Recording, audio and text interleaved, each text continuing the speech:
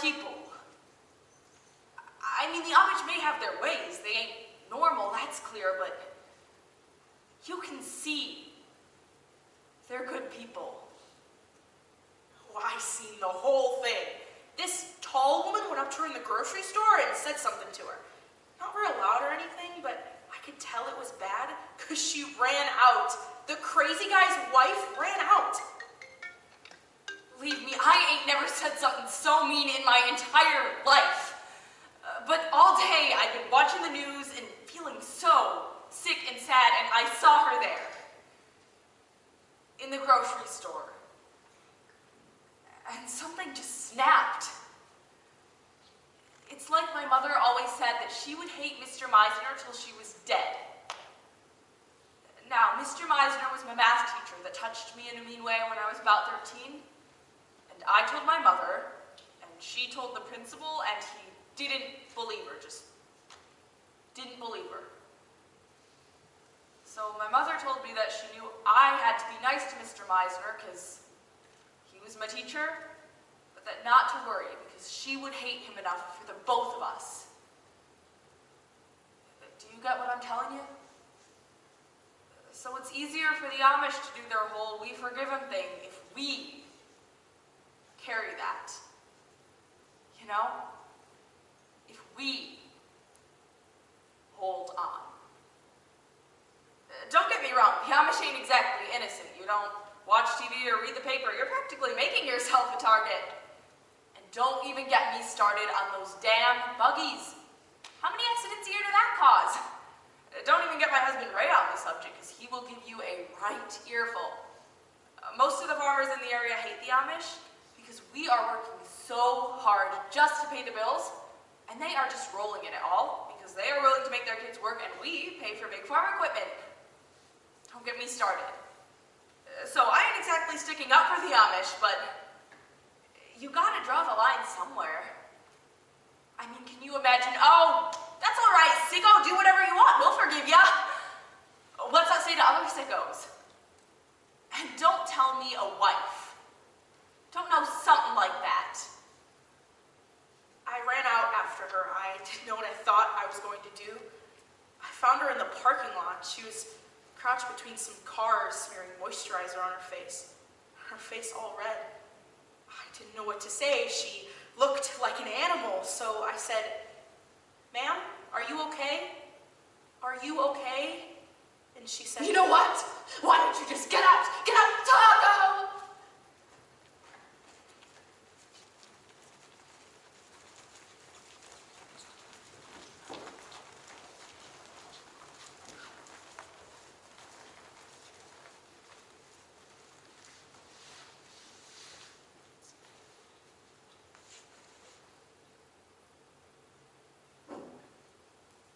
I used to watch them while I did my rounds. Have you ever seen them? I mean, a whole flock of them. In a field, or crossing the road. Their legs, and their little stockings. The little bib things they wear. The way their hair twists up into their bonnets and disappears. It's like all that beauty, all that pink, tucked away like a clean secret. They sort of scatter as you come near, but every once in a while, if you wave, one of them will wave back. He enters the schoolhouse while Miss Emma is preparing the blackboard for a spelling exercise. We are seated at our desks. So he seems very tall. I ask if they've seen a clevis pin that I lost along the road. I know what a clevis pin is because of my father's farm equipment. One door, 4 windows. We say we haven't seen it. On the chalkboard, there's a sign. He doesn't look anyone in the eye. Visitors brighten our day. Visibly reduces wrinkles, fades dark circles and fine lines, helps you shave less often. Man enters Amish schoolhouse. When he comes back, he has a gun. Makes the boys in the semi leave. He barricades barricades the front door. Summer runs to the nearest farm. I've never seen her run so fast. I barricade the front door. I huddle around the pump and pray. I tell the girls to line up along the chalkboard. There are 10 of us. Make me big. Make me big. I tie their wrists with plastic ties. And their feet. Make me big. Make me big. As he ties my wrists, I can smell him. He doesn't smell bad. Maybe like soap. Their little wrists. This big. But I can tell how hard he's breathing. There's sweat forming on his chin. On her stockings, there's a hole. I think of my papa. How I've never seen his chin before. Like a little O. This is the man. This is his hat. This is his gun. He said, pray for me. Cuts through soap scum fast, soothes as it heals. Instant relief that lasts for hours. Blocks pain. And I start praying to God, trying to feel how God would want me to behave. It's beautiful. But my heart is racing, the air feels like wool. They're beautiful. He looks at me. Anna is looking at the man, but I want her to look at me. She's looking at the man, but I want her to look at me. Seek, and ye shall find. The meek shall inherit the earth. New and improved lemony scent. Some of the younger girls don't understand English yet, and they're talking quietly in our language. No, no, no, no. The police are pulling up around the school. No, no, no. Everything is getting louder and louder. He shouts at them, and they order him with their little microphone thing. And forgive us our trespasses as we forgive those who trespass against us. Sweat pours down his face. I can see where his shirt is darker from the sweat. He keeps looking at me. The back of the police. They scream at him, and he screams back, his fingers twitching on the gun. We are lined up against the chalkboard, wanting our mamas, waiting. And forgive us our Waiting. trespasses as we forgive those who trespass against us. And lead us not into temptation, but deliver us from evil. I wanted to have the girls. For that is the kingdom, the power, and the glory forever and ever. I wanted to have the girls. He is shaking his head. The police He are is shaking, shaking, I don't know how to shaking, go fast. shaking, shaking. I didn't get to have the girls. And then he opens his eyes. So I shot him.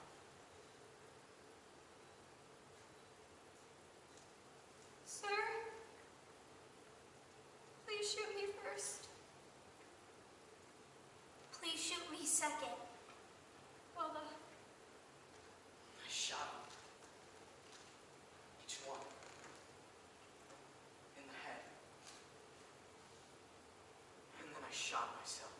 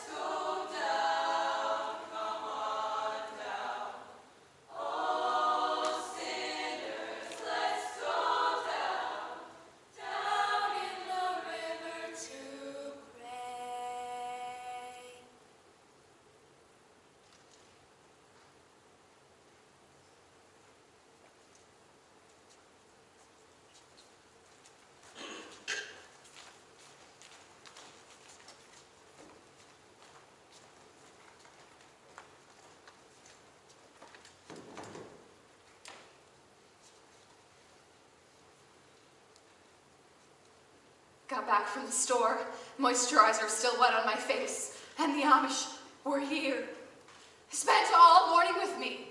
There were about 5 of them huddled together in the living room. I was shocked to see them. I mean, I was shocked because, well, they were here, and then I was shocked because, well, they're shocking. They're freaks, and they have a weird smell. Not bad, really, just weird. The women wear those bonnets with the cotton dresses, and the men wear those blue shirts with the suspenders and hat. Like another planet. He sat there. His name was Aaron. The Amish don't normally accept charity. They rarely even use Social Security or even government programs like that. But given the extent, the scope of this has exceeded the community fund the Amish have for difficult times. And so they accept your donation. I'm sure they'd like me to extend their thanks. Aaron has told me that they intend to use the money for all the victims, including the gunman's widow and her 2 children. Aaron and some of the other parents visited with Mrs. Stuckey earlier this morning. Many of my students have been asking the same thing you've been asking. How could the Amish forgive such a thing? And yes, of course, yes, and why? Why would they do this? Why would it? But the Amish believe, and please, this is very important, that there is no why. That even if we could be inside Edward Stuckey's mind, as he drove up to the schoolhouse, we would never really understand. They brought food. I haven't had a chance to see what all they brought. Maybe they were more than 5. It's hard to recall exactly. He's the only one I really remember. He sat there. You know, it's weird the way they wear their beards. Eddie never wore a beard. It was slow to grow even after a week. They don't wear the mustache part, you know. I think it's the married men who have the beards. Someone once told me that they don't wear the mustache part on account that used to be associated with the military or something, like way back when. But I don't know if that's true. I stood there, staring at him. His brown beard, a little reddened once the sun had come in full through the window. The pink of his upper lip. His pink fingernails, scrubbed clean. What he and his wife must have been through. What his little girls must have been through.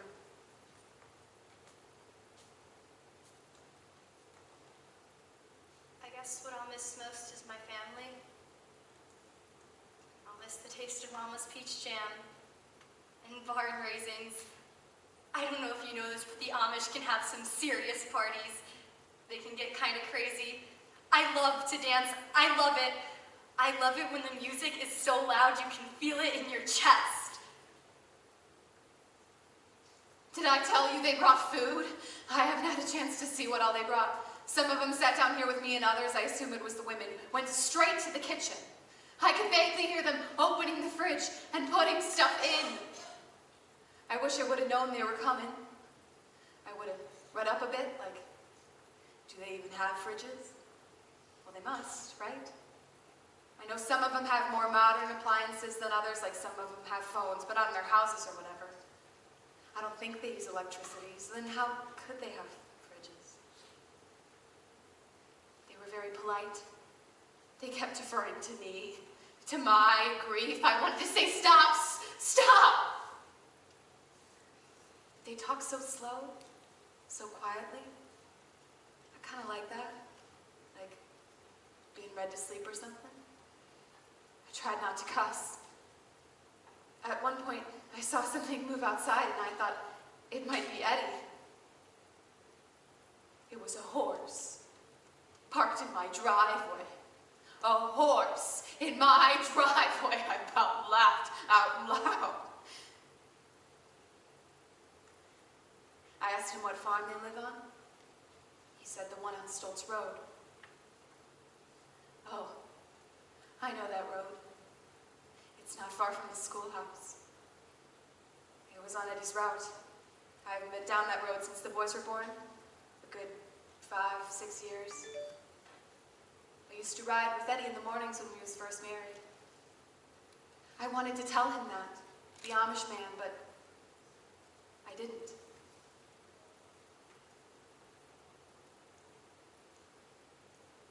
I like the kind of flowers that smell. I asked him how they were, how his little girls were, and he said, "We must trust in God now." Is that right? Trust in God. I love that. I love when people say that shit. Have you turned on the TV lately? Oh, you haven't. You don't believe in TV. Well, isn't that great for you? Let me fill you in. Shit like this happens every day. Shit that is sick and more. And the scary thing is, as mortified as I am by my husband's actions, the man that I swore in front of all my friends and family to go through life as one, as disgusting. And he wasn't a bad guy. He just couldn't keep his darkness down anymore. And it ate him, and it ate those little girls, and now it's eating me. And you can pull your hat down and say that's evil. But the truth is, that's the world. That's all of us. We're all just a few bad days away from sicko. And that's not Satan. That's the truth. And it lives in me, and yes, it lives in you. So if your God Man enters is so great, Amish schoolhouse then where was he? and opens fire. Where was your God when my husband took 3 guns, KY jelly, and drove over to Stokes Road? You know, you show up here and you try to make nice with the sicko's wife. Well, now you know. Now you see what I am. You can leave. Amish people putting food in my fridge. That girl at the store tried to help me and I was such a bitch to her. I wanted to rip my skin off. I said, "You can get out."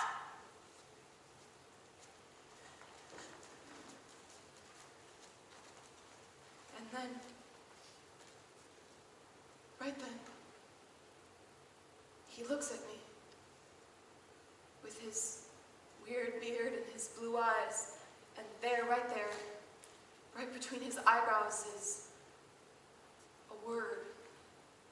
And he pushes that word into my brain with his blue stare.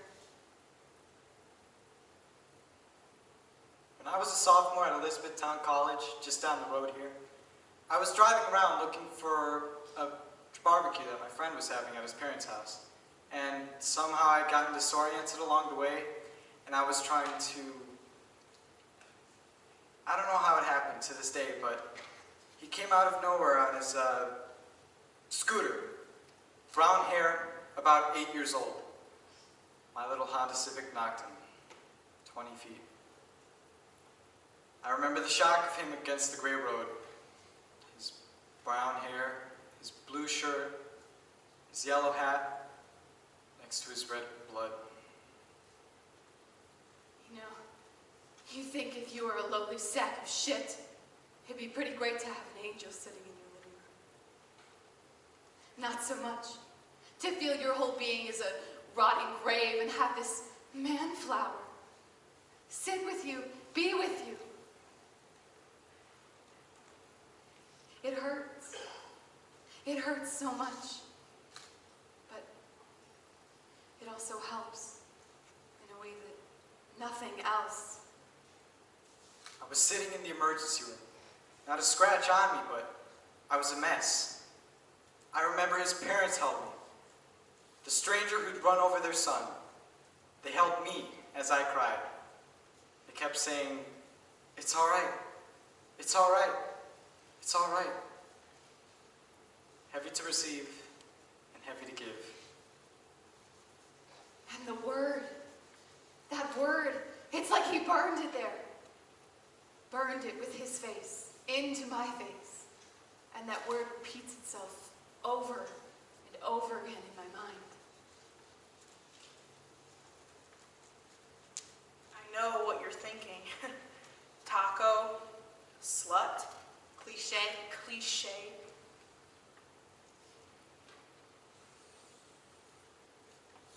This is Anna with her pretty pink lips and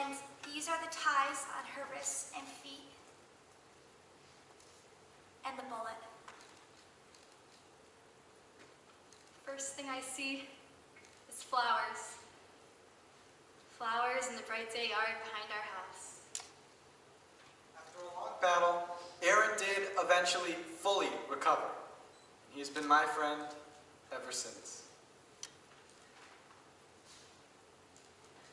Every night, after I put the boys to bed, I drive over to Stoltz Road, park the car at the end of the dirt lane, walk the quarter-mile over to his yard, and stand before his door, feeling him on the other side. It's usually dark. They go to bed so much earlier than we do. But sometimes I see him in there. I see him burdened by the sadness of the world. It's one of those beautiful fall nights where the moon is full and you can see for miles. Everything is deep blue. The lamp is burning in our kitchen, and I can see my papa. He can't sleep again. I see the bald spot on the top of his head. The way the skin is pink and shiny there. I go to kiss it, but he puts his head against the table and wraps his arms around his face and shoulders. He doesn't want to wake Mama. Deep sobs. He sounds like an animal, like there's an animal inside of him trying to get out. I can see his body in the fight, muscles tight, shaking. He has a hand over his heart, and he's muttering over and over, "Help me, Lord, help me." And then I'm back into the night air. I'm like a bird. I look down, and there's a person standing in our yard. A woman. She's standing in our yard. She's watching Papa. And I'm off. And I go back home. And I go to bed. And the next day is easier. Easier because he exists. There is something about them, something that unsettles you. I've been teaching about them, studying them for 25 years. It doesn't matter what your faith is, even if you have one. Something about them makes you wonder, what am I? Could I be more? One time, when Anna had the flu, Marion and I put some peach jam on a piece of bread and wrapped it in a towel and threw it up into Anna's bedroom window to cheer her up. It was spring, so the window was open, and Marion just threw it up there with all her might. It went right through the window and landed right on Anna's bed.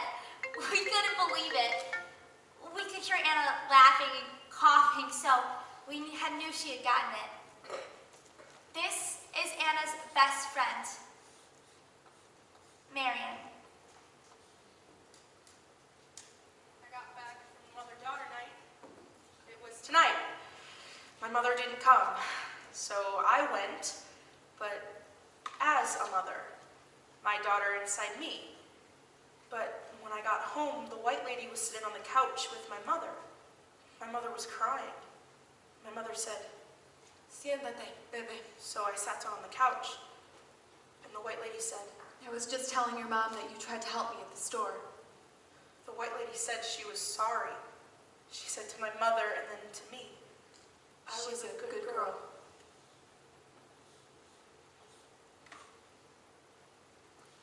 This is my best friend, Emma. She has red hair and can hold her breath a long time. This is Margaret. She has the weirdest teeth. Last night, I saw Eddie standing at the edge of the lawn, right where the grass meets the road. I don't know how long he was there waiting for me to look out and see him. I couldn't see his face, of course. It was too dark, but I knew it was him. I go up, look out the window. I don't know for how long, but I look at him. And there it is. The word, that word. And I send that word to Eddie. I stare at him and repeat it over and over, sort of begging him, sort of reassuring him, until eventually I see him fade. I see him fade into the night, until he's gone. And then I'm soaring over the fields. I'm like a bird.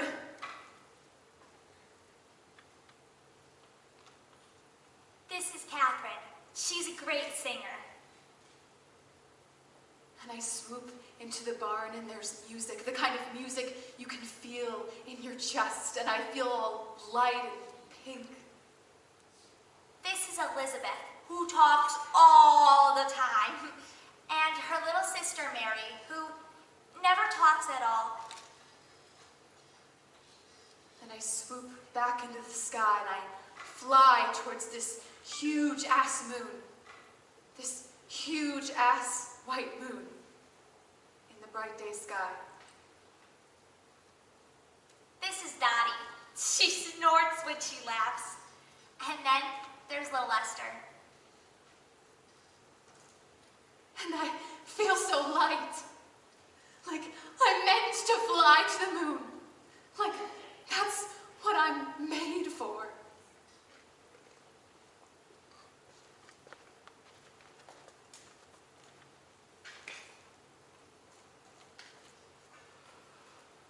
One,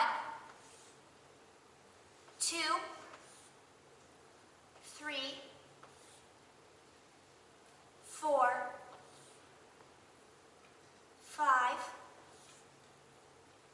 six, seven, 8, 9,